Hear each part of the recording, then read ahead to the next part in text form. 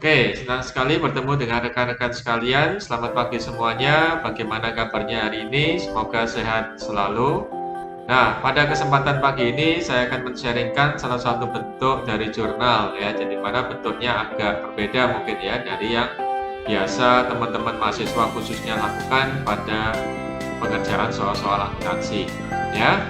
Nah, nah, contoh di sini saya sertakan juga soalnya ya. Jadi pembahasan soal sekaligus penjurnalan dengan bentuk yang berbeda dari bentuk sebelumnya ya, bentuk yang berbeda dari bentuk yang klasik ya maksud saya ya. Oke ya. Senang.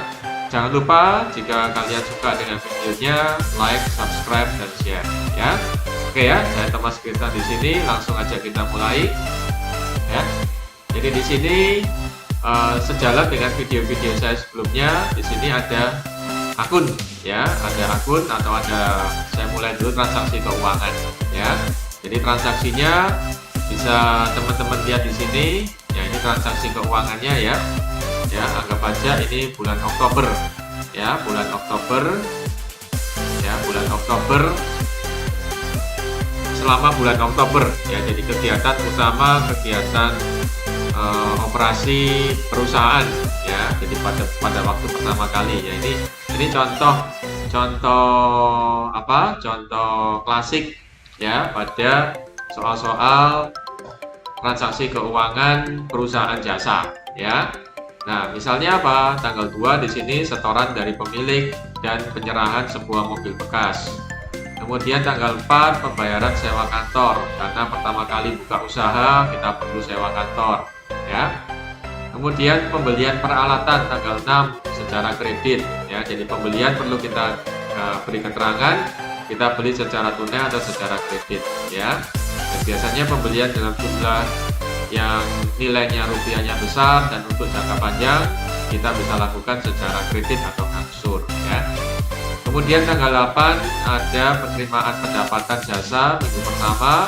Tanggal 10 adalah iklan, karena untuk mendapatkan pelanggan mungkin tidak secara langsung tapi melalui iklan ya, maka kita perlu beriklan atau berpromosi. Tanggal 14 dikirimkan tagihan ya, karena konsumen kita ini belum bayar ya, dengan nilai yang udah ada di sini ya, gitu ya. Tanggal 15 bayar premi asuransi, tanggal 18 bayar angsuran, tanggal 6 di atas. Tanggal 19 ada pemasukan pendapatan atas jasa komisi penjualan ya. Dan tanggal 22 diterima pembayaran dari transaksi tanggal 14 ya, jadi konsumen kita itu bayar. Kemudian tanggal 26 itu penarikan pribadi, penarikan kas untuk kepentingan pribadi pemilik. Dan tanggal 30 dibayar gaji pegawai ya. Nah, ini adalah salah satu contoh kasus transaksi-transaksi pada perusahaan jasa ya. Nilainya saya tulis di bagian sebelah kanan ya, jadi ini adalah nilainya ya gitu. Nah, kemudian kita akan pindahkan transaksi-transaksi di bawah ini ya, transaksi dengan juga sudah menyiapkan akun-akunnya ya. Jadi akun-akunnya udah disiapin di sini, ini sudah disiapin ya, akun-akunnya ya. Dan diminta untuk membuat atau mencatat jurnal atau menjurnal ya, menjurnal buku besar dan juga neraca saldo ya. Namun dalam video saya kali ini saya akan menjelaskan suatu bentuk yang berbeda yang mungkin disukai oleh teman-teman sekalian ya, juga termasuk mahasiswa ya. Nah, jadi bentuknya adalah seperti begini ya. Jadi transaksinya ini saya tutup sebagian ya untuk bayar. Nah, jadi bentuknya seperti begini ya. Nah, ini ya. Jadi ini bentuknya. Nah, ini saya atur supaya tempatnya cukup ya.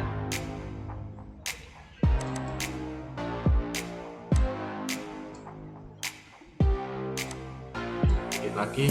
Nah, oke ya. Nah, jadi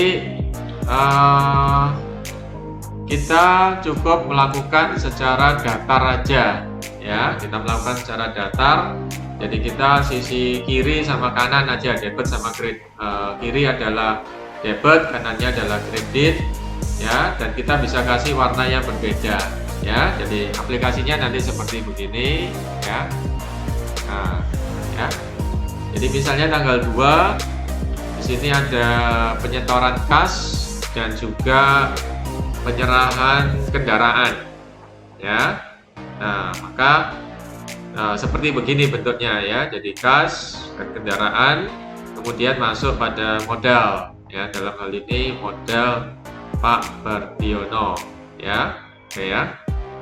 Nilai 340 juta ya. Nah, kemudian tanggal 4 pembayaran sewa kantor ya. Nah, cukup kita tulis sebelah kiri yang biru, kita tulis biaya sewa tempat, yang kanan kita tulis kas sebagai kreditnya.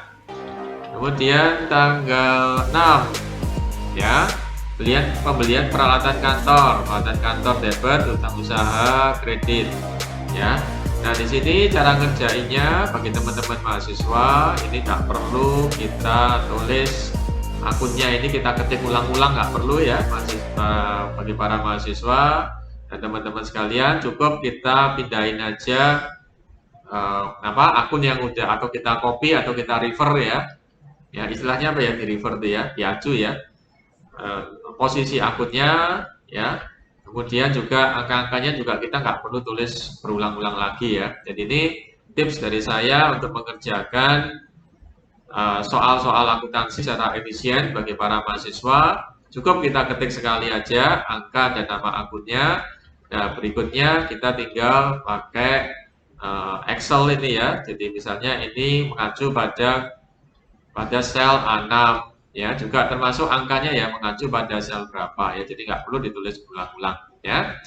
Oke ya, kita lanjutkan. Kemudian pada tanggal 8 ini ada pendapatan jasa ya, senilai 7.500.000 ya, pendapatan jasa debit, kas kita kredit. Kemudian pada tanggal 10 biaya iklan debit, kas kita kredit. Kemudian pada tanggal 14 ya. Nah, tanggal 14 di sini ya, utang usaha debit ya, kreditnya adalah pendapatan jasa ya. Nah, kemudian pada tanggal 15 ya, asuransi DDM debit, kas kredit ya. Kemudian tanggal 18 ya, utang usaha debit, kas kredit, ini bayar utang ya. Kemudian tanggal 19 ini terima pendapatan jasa secara tunai. Kemudian tanggal 22 ini adalah klien kita bayar ya. Nah, ya bayar piutangnya ya, bayar utangnya. Kemudian tanggal 26 ini private oleh pemilik. Kemudian tanggal 30 bayar gaji pegawai ya. Dan kita total di sini totalnya harus sama ya, yaitu 467 juta ya. Jadi di sini saya ingin men-sharingkan ya salah satu pengerjaan dan penyelesaian soal akuntansi, dan mungkin juga ini dipakai di kantor yang kita bisa lakukan dengan wajah yang berbeda ya. Jadi silakan teman-teman dan para mahasiswa milih ya mana yang lebih cocok untuk kalian dan untuk kantor tempat kalau kalian punya kantor atau sebagai wirausaha ya. Oke ya, jadi saya di sini Thomas Krisna. Sekian dan terima kasih atas perhatiannya. Semoga video ini bisa bermanfaat. Silahkan tulis pertanyaan pada kolom dan komentar di bawah jika ada pertanyaan ya. Dan kemudian juga jika kalian merasa bermanfaat dan suka dengan video ini, jangan lupa please tekan tombol like, subscribe, sekaligus share videonya ke rekan-rekan lain yang mungkin akan mendapat manfaat juga bagi mereka ya. Oke ya, terima kasih. Bisa sampai di sini dulu videonya. Kita bertemu pada video-video berikutnya ya. Semoga sehat selalu, sejahtera, dan bisa mengelola keuangan dengan baik di perusahaan teman-teman sekalian. Oke ya, terima kasih ya, sampai ketemu lagi.